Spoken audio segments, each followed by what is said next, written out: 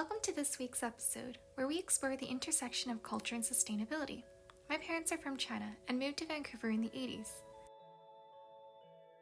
A few years back, I decided to switch to a vegetarian diet for environmental reasons. And although I didn't anticipate it, it's taught me a lot about my personal relationship with my culture and upbringing. At the beginning, I wasn't eating a lot of foods that I grew up with, and for a while I felt excluded from family events. It was a challenge, but also a really amazing opportunity to explore how I could bridge the gap between Chinese cooking and my desire to make more sustainable choices. I was born and raised in the Philippines, and I moved to Canada when I was 9 years old. My mom, my grandma, and my aunts would cook the most delicious Filipino meals. And now that I'm older and have learned how to make some of these foods, I've also been exploring how to make them plant-based in an effort to make more sustainable choices but still be in touch with my roots. So today, we're really happy to share some plant-based foods from our cultures. So today I want to show you how to make lo mai tea, a vegan pastry from my culture.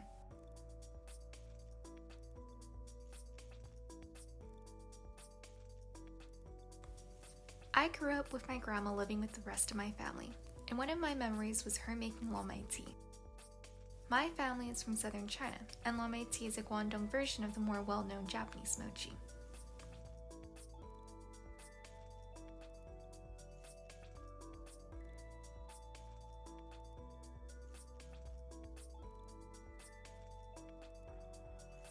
One of the more distinctive features are its fillings. Some people do red bean paste or sesame, but my grandma always did a mixture of peanut and coconut.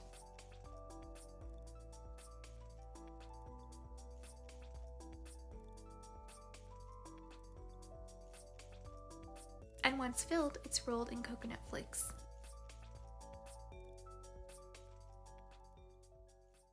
And now I'm going to show you how to make pandesal.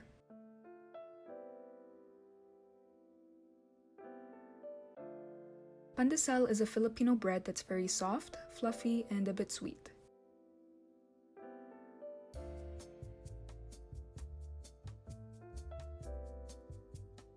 This was a staple in my house back in the Philippines because you can eat it for breakfast, lunch, or as a snack.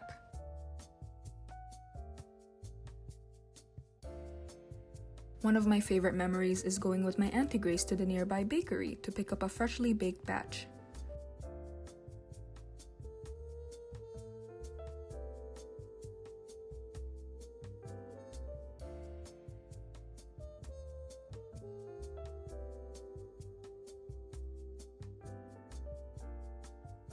The best way to have it is with coffee and dipping the pandesal in the cup.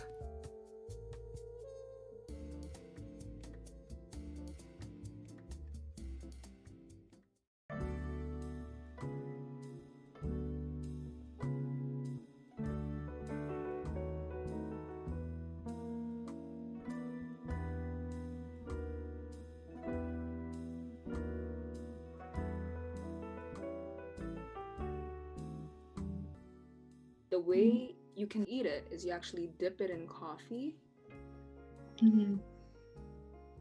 It's really good. This is what we call lo mai tea, which I have a lot of memories of my grandma sitting in the kitchen making these. And, she was doing it by herself, but that is something that I could very well see, like, a group of old ladies or old grannies like working together and making a bunch of these if like she needed to make a lot of them for like, I don't know, the community or like for a party. And I think about like how there are so many other foods in the Chinese culture where it's very community oriented, like everyone wrapping the dumplings together. I remember like me and my siblings and my mom and even my dad and grandma all like joining around the kitchen table, like wrapping dumplings or wontons. There's definitely something remarkable about like getting everyone in the family to work on something together that later on they'll all feast on. And I think that's really exciting. And I think is a really natural way of sharing cultural knowledge with and passing that on to another generation. Yeah. And the first thing I realized was that it's just already vegan. I think that goes to show like some of the commentary you'll hear is that a lot of our families a lot of people who are of color already practice things that are quite sustainable without actually acknowledging that it's sustainable. And I think we've touched on this with other guests, which is things that like we used to be very, very embarrassed about are now becoming trendy or being acknowledged for being good for our planet, such as using like old jars for soups or washing your Ziploc bags or whatever else. I love that memory. It's like when I was a kid, I'd open the fridge and there's so many containers like ice cream or yogurt or other containers like that. And then when you open it, it's completely different from what it's supposed to be. And it's just like things like that, taking things that normally just get disposed of right away and then turning it into something completely new. It's the coolest thing.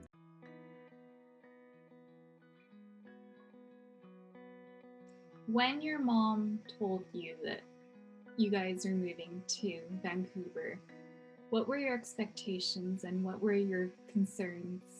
What were you excited about culturally? Yeah, when I heard that I was going to Canada, I was actually really scared. I'm leaving my family, I'm leaving my friends, I'm leaving my people.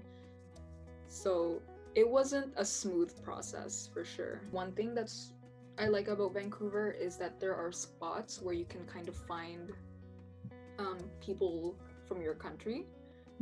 Like mine would be Joyce, because there's a really nice, Filipino-based street there with a bunch of restaurants.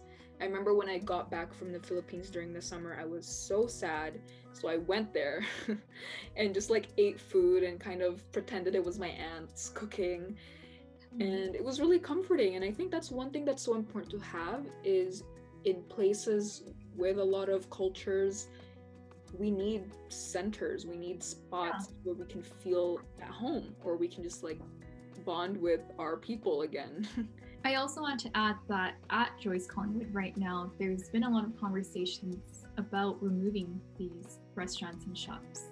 This whole project, I think it's really easy to not pay attention, especially if it doesn't really affect you or your community. But it's so important because it's going to displace a bunch of business owners who depend on their restaurants and their stores for their livelihoods. And it's also going to affect people who really love that spot and is so important to them. So I'm going to actually put something down in the link of where you can learn more about it, what you can do to support. And yeah, I think it's really good if you can take the time to just be educated and learn what's going on. Yeah. I would just speak from living in this neighborhood my entire life. It's always been so nice to have access. Even though I am not Filipino, I always appreciate having access to all these different cultures right by Joyce Collingwood, and to learn more and being able to learn more about their foods and their culture through their foods. Yeah, because as I was saying earlier, like I think it's so important for our community to reflect the people who live there. Yeah, and thanks for bringing that up because this space definitely isn't just for the Filipino community. It's open to everybody. And in fact, like please go visit and support these people and get a little taste of Filipino culture. Everyone is welcome. Like Filipinos love it when other people try our foods because we're very proud of our foods. So go and support. So talking about culture and food, I'm really excited to bring up Kape, which is a social venture promoting farmer first and ethically sourced coffee, which is grown by indigenous farmers in the Philippines. So, part of sustainable food systems, of course, is just understanding where the coffee is grown, how it's harvested, who grew and harvested them, and if they're treated well. And I think Kape does a really good job of looking at all of those sectors and just developing a relationship with their farmers. And I think that's really beautiful. Yeah, so we're gonna have Iona and Paolo talk to us about their business. Hello, we're Iona and Paolo. We are the team behind Kape Philippine Coffee. So Kape is a Philippine Filipino word for coffee, and we are a social enterprise that partners and works with Indigenous women farmers back in the Philippines, our homeland, to bring farmer first coffee here in Canada and North America and the rest of the world. And we're humbled to be on the unceded Coast Salish territories of the Musqueam, Squamish, and Tsleil-Waututh First Nations. And through this venture, we aim to connect cultures and bring something from home, and also continue to work with farmers and make sure that they have sustainable livelihoods by helping expand their market and by promoting quality coffee from the Philippines that the world has yet to know about. Yeah, we've been working with the women Indigenous coffee farmers for about 17 years already for her, and probably maybe 13 years for me. It's really about getting to know the farmers and getting to know their struggles too, right? And we want to partner with them so that we can, again, open up markets here and there. But it actually goes way deeper than that. By creating a relationship first rather than a transaction first, then that's real partnership, right? That's real community building there. So this symbol is called baybayin, right? And baybayin is the ancient syllabary used pre-colonial times in the Philippines. So each symbol actually represents a syllable, right? And so the ones that you see in kape is actually ka and pe, right? So ka and pe. And this one actually is called Filipino, right? So it's part of our kind of way to also, in a way, kind of decolonize what is in the Philippines about stories. It's about showcasing what we actually have. So it's not just some weird, add-on or symbol or some weird fancy kind of script or drawing. It's actually a real heritage. It's the real thing, or a real symbol of our effort to to educate and teach about your roots, Alina, where you are and how you need to be proud about who we are. We love telling stories of the farmers, and that is why on each bag of the coffee that we feature, we'll have the name of the farmer and a little bit about where their farm is, like the name of the location and like where it's grown. And Manamina is one of our longest partner farmers, and she's a friend. And her family has been like one of the most really inspiring families that we've had the pleasure of meeting. And most of the women are the ones actually taking the lead in the coffee farms back home, because their husbands would have another job. But they are also part of the farming and harvesting, because coffee is hard work. So Manamina is our farmer friend in the north, and in the south, we're very grateful to be working with Ate Maribik Dubria and her family. She lives in a very beautiful place, like at the foothills of Mount Apo. It's just really breathtakingly beautiful. So yeah, like those are just some of the stories, and there's so many more, like how their lives have changed because of coffee, because now they can earn more, and they know that they have financial stability to send their kids to school.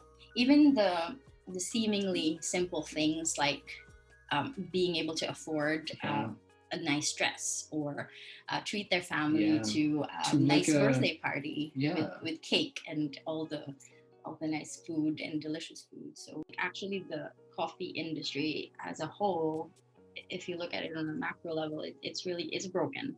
The price of coffee is decided by the global market, the global market, trading, without regard for farmers' actual cost and what really happens at the farm level by origin. And because that's the commodity market. And the way that we're going against that is by focusing on specialty coffee, because it's with the specialty coffee that farmers really can create sustainable livelihoods and can demand a better price, because that comes with the higher quality of coffee that is produced. And with having good quality coffee, high quality coffee, that's when you're better taking care of the environment. So that's when you have organic farming practices, you're mindful of the environment, and you take less resources than necessary. But going just beyond the process is we're mindful of the impacts that coffee has. The coffee belt, if you look at the map, it's just right on the equator. So production of coffee happens in developing countries, if I may still use that term. So it's in Asia, in Africa. And most of the consumption happens in Europe and North America. So production is really in these communities that sadly can't even afford their own coffee. Like it's just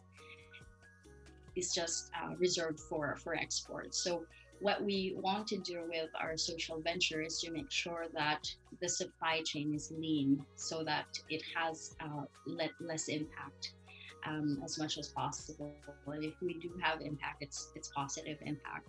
So from origin, from the farm level, we want to make sure that we directly work with the farmers, and that means that the farmers get most of the profit.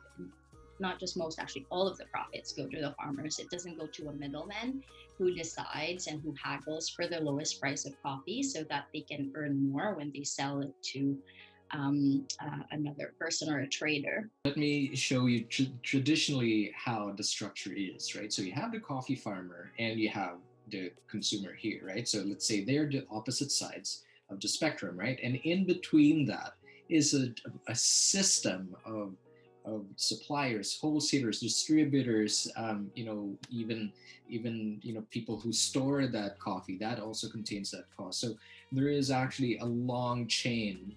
It's actually a very, very long chain, and you have no idea what's happening here. And inside here in the middle, there's actually already ongoing trading in there. And what happens is that they're making money out of the value that came from the producer first, right? Mm-hmm. And of course here, the consumer, often when it's the typical Costco coffee or something that we don't really know where it's from, it wipes out what the farmer has really worked so hard for. Like what Iona said, it's a lean supply chain. We can tell you where it comes from. We can tell you who bought it, because that's also us. We can tell you who organized the way the coffee is being brought here. That's also us. We can tell you how it's roasted, what process, what the heat temperature, and all these technical details. That's also us. Straight to you, right? That's where the farmers are empowered, because when the farmers know that the coffee is bought at a higher price, or at a price where we never haggle, we won't do that, because remember what I said a while ago, coffee it's a relationship. We will never call these farmers as our suppliers. We won't. We call them friends, right? And in that way, that also breaks down the whole capitalist universe of capitalist mindsets about absolute production with minimizing costs, etc. It's not about that. It's creating value, right? So you can learn more at our website, cafe.coffee, and we have a web store there that's open 24/7. And also locally, we do Modo deliveries. So we do the deliveries ourselves through our co-op car share, and we're also available through Legends Hall. So they are our online grocery service. So go check it out on our website. You'll find it there. So yeah. Thanks for tuning into this episode and learning a bit more about our cultures. Next episode, we'll be chatting with Sarah Common and Jim McLeod from Hives for Humanity, a nonprofit organization creating an inclusive culture in the downtown east side through beekeeping. We will also be talking with Lori Snyder, a Métis herbalist who shares her knowledge and wisdom on the plants and the land. See you soon.